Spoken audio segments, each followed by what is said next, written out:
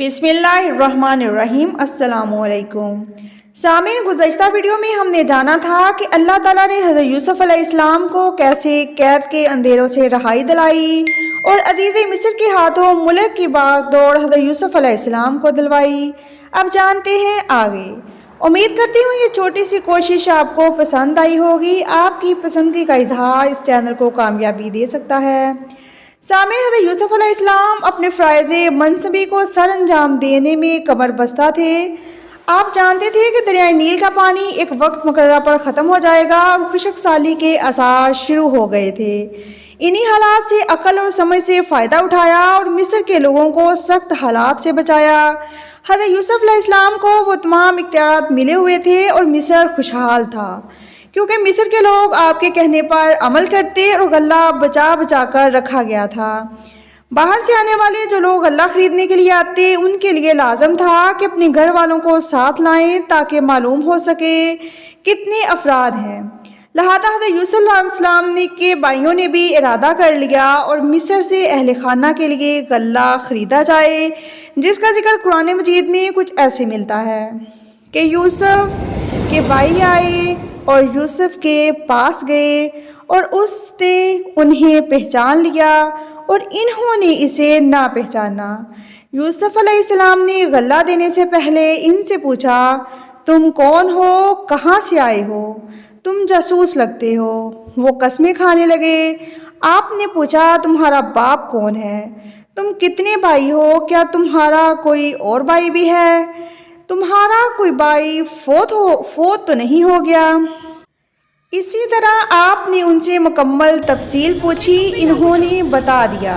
हज़रत यूसुफ़ अलैहिस्सलाम ने सारी बात सुनकर कहा कि तुम्हारा जो भाई तुम्हारे बाप की तरफ से है उसे भी साथ लाना। बल्कि आपने अपने उन भाइयों से कहा कि अगर तुम उस भाई को साथ न लाए तो मेरी तरफ से गल्ला मिलने से इनकार होगा। इन्होंने कहा, ठीक है, हम अपने वालिद से इसका जिक्र करेंगे अगर इन्होंने इजाज़त दे दी। तो फिर हज़रत यूसुफ़ अलैहिस्सलाम ने अपने खादमों से कहा कि इनकी अदायगी की रकम इनकी बोरियों में ही रख दो। ऐसा करना इसलिए भी मकसूद था कि वापस जाकर इनके भाई रकम जमा करने में ज़्यादा देर न लगाएं और जल्दी वापस लौट कर आए गल्ला ख़रीदने के लिए। जब इनके भाई घर पहुँचे, हज़रत याकूब अलैहिस्सलाम से कहा कि हमसे तो हमारे गले का पैमाना रोक लिया गया है, अब आप हमारे साथ हमारे भाई को भेजें कि हम पैमाना भर कर लाएंगे और हम इसकी निगरानी करेंगे।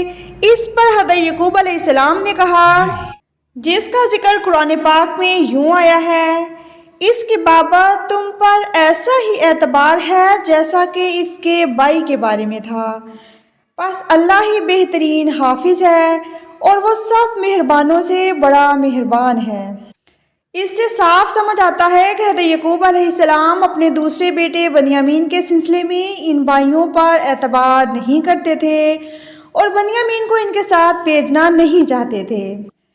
इसके बाद जब इन्होंने अपना सामान खोला तो क्या देखते हैं कि इनके सामान में पूरी की पूरी रकम मौजूद थी जो इन्होंने गल्ले के अवज़ अदा की थी, जिसका जिक्र कुरान पाक में मौजूद है।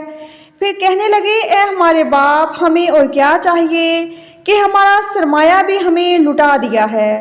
जब हम अपने ख़ानदान के लिए और गल्ला लाएंगे और अपने भाई का ख्याल रखेंगे और एक ऊँट ज़्यादा पैमाना मिलेगा। ये मामला कुछ अजीब सा था। सामीन, पैगंबरों का इल्म भी कोई आम इल्म नहीं होता। हज़रत याकूब अलैहिस्सलाम को समझ आ गया था कि ये हुक्म इलाही है और बनियामीन को साथ भेज दिया और साथ ही नसीहत की, ए मेरे बच्चों, तुम सब एक दरवाजे से दाखिल ना होना बल्कि अलग अलग दरवाज़ों से दाखिल होना। मैं अल्लाह की तरफ से आने वाली किसी चीज़ को तुमसे टाल नहीं सकता, हुक्म सिर्फ अल्लाह का ही है। हज़रत याकूब अलैहिस्सलाम का मकसद था कि कहीं बेटों को किसी हासद की नज़र न लग जाए। सामीन, नज़र का लग जाना बरहक है। हासद की नज़र या बद नज़र चलते फिरते ऊँट को देग में डाल सकती है। जब सभी भाई मिस्र पहुँचे और दरबार में मुख्तलिफ दरवाज़ों से दाखिल हुए जैसा कि इनके वालिद ने कहा था, तो हज़रत यूसुफ़ अलैहिस्सलाम ने उनके लिए एक अच्छी रहाइश का इंतज़ाम करवाया और मामूल से ज़्यादा खाना बनाने का हुक्म दिया।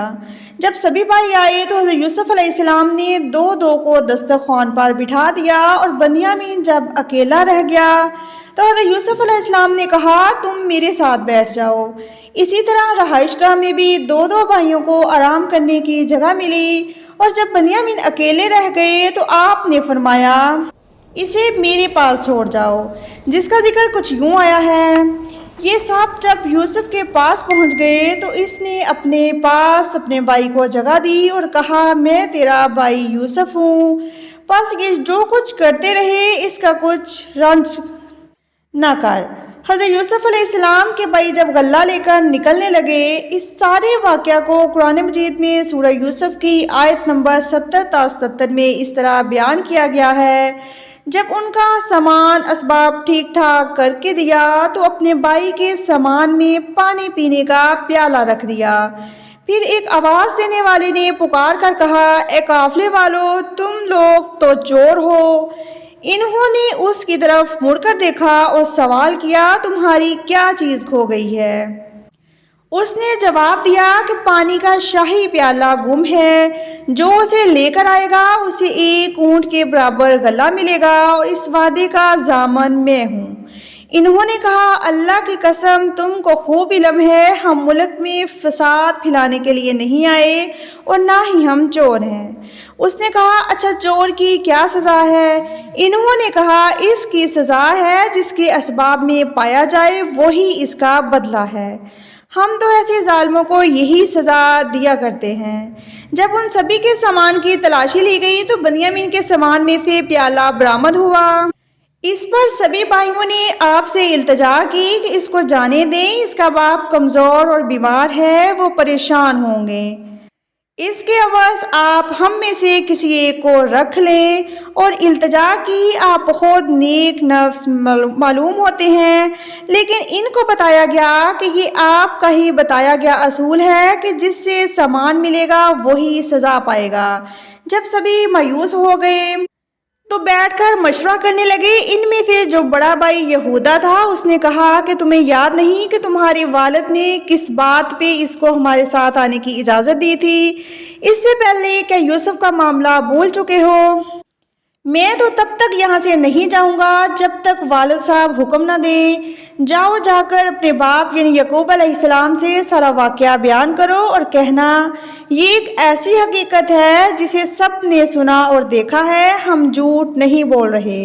حضرت یعقوب علیہ السلام یہ سارا ماجرا سن کر رونے لگے اور ان سے ناراض ہوئے جیسا کہ بیان کیا گیا ہے۔ پھر ان سے منہ پھیر لیا اور کہنے لگے ہائے یوسف۔ ان کی آنکھیں بوجہ رنج و غم سفید ہو چکی تھی۔ سامعین یاد رہے کہ حضرت یعقوب علیہ السلام نے کبھی بھی حضرت یوسف علیہ السلام کی یاد کو نہیں بلایا تھا، وہ اتنا روتے تھے کہ ان کی بینائی ختم ہو چکی تھی۔ حضرت یعقوب علیہ السلام نے اپنے بیٹوں سے کہا کہ جاؤ جا کر یوسف اور اس کے بھائی کی تلاش کرو، بے شک اللہ کی رحمت سے کافر ہی مایوس ہوا کرتے ہیں۔ جو تھوڑی بہت جمع پونجی تھی وہ لے کر بھائی مصر پہنچے اور حضرت یوسف علیہ السلام سے التجا کی کہ ہم پر اور ہمارے خاندان پر رحم کریں، اللہ آپ کو اجر دے گا اور ہمارے بھائی کو بھی آزاد کر دے، اللہ نیکوکاروں کو بے حساب بدلہ دیتا ہے۔ حضرت یوسف علیہ السلام نے اس موقع پر اپنا تعارف کروایا اور سب سچ بتا دیا۔ وہ بدسلوکی بھی یاد کروائی جو انہوں نے حضرت یوسف علیہ السلام اور ان کے بھائی کے ساتھ کی تھی اور ان میں جدائی ڈالی تھی، اور کہا دیکھو اللہ نے ہم پر احسان کیا۔ بھائیوں نے شرم کے مارے سر جھکا لیا اور معافی مانگنے لگے۔ حضرت یوسف نے تسلی دی اور کہا ڈرو نہیں، اللہ تم پر رحم کرے گا اور معاف کر دے گا۔ اور اپنے والد حضرت یعقوب علیہ السلام کے بارے میں دریافت کیا۔ ساری حقیقت جان کر حضرت یوسف علیہ السلام نے کہا یہ لو میری قمیض اور جا کر والد صاحب کے چہرے سے لگانا، ان کو اللہ بنائی لٹا دے گا۔ سامر یاد ہے کہ ایک بار قمیض خون آلود دیکھی تو رو رو کے بنائی کھو دی اور حکم الہی سے قمیض دیکھ کر ہی بنائی لوٹ آنا تھی۔ قافلہ بھی مصر سے روانہ ہی ہوا تھا کہ ادھر یعقوب علیہ السلام نے اہل خانہ سے کہا، مجھے تو یوسف کی خوشبو آ رہی ہے۔ یہ تھا قدرت کا کرشمہ۔ پیغمبری کا سفر شروع کیا تو 2 کلومیٹر دور کنویں سے خوشبو نہ آنے دی، اور اب ملانا تھا تو بہت دور سے ہی احساس کروا دیا۔ کچھ ہی دنوں میں قاصد نے آ کر حضرت یوسف علیہ السلام کی قمیض حضرت یعقوب علیہ السلام کے سر پر ڈال دی، جس کے اثر سے آپ کی بینائی لوٹ آئی اور بدن پرقوت محسوس ہوا۔ پھر حضرت یعقوب علیہ السلام اور اہل خانہ نے مصر کی طرف رکھتے سفر باندھا اور سرزمین مصر پر جا پہنچے۔ حضرت یوسف علیہ السلام اپنے والد اور والدہ کو ملے۔ حضرت یوسف علیہ السلام کے والد، والدہ اور بھائی شکرانے کے طور پر سجدے میں جھک گئے۔ اس پر حضرت یوسف علیہ السلام اپنے والد سے بولے، یہ اس خواب کی تعبیر ہے جو میں نے آپ کو بچپن میں سنایا تھا۔ اللہ رب العزت نے میرے خواب کو حقیقت کر دیا۔ اس رب سبحانہ و تعالیٰ نے مجھ پر بہت احسان کیا، مجھے قید سے رہائی دلائی اور ملک کا بادشاہ بنا دیا۔ یاد رہے یہاں والدہ سے مراد ان کی خالہ ہے، کیونکہ والدہ راحیل تو بچپن میں ہی وفات پا چکی تھی۔ سامعین، اللہ سبحانہ و تعالیٰ نے واقعہ یوسف قرآن پاک میں بہت تفصیل سے بیان کیا ہے۔ اللہ رب العزت سے دعا ہے کہ ہمیں اور ہمارے بچوں کو اور تمام مسلمانوں کو اچھا قرآن پڑھنے والا اور اس پر عمل کرنے والا بنائے۔